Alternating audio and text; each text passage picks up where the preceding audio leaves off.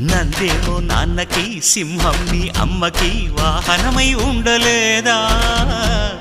ఎలకేమో తమరికి నెమలేమో తంబికి రథమల్లే మారలేదా పలుజాతుల భిన్నత్వం కనిపిస్తున్నా కలిసుంటూ ఏకత్వం బోధిస్తున్నా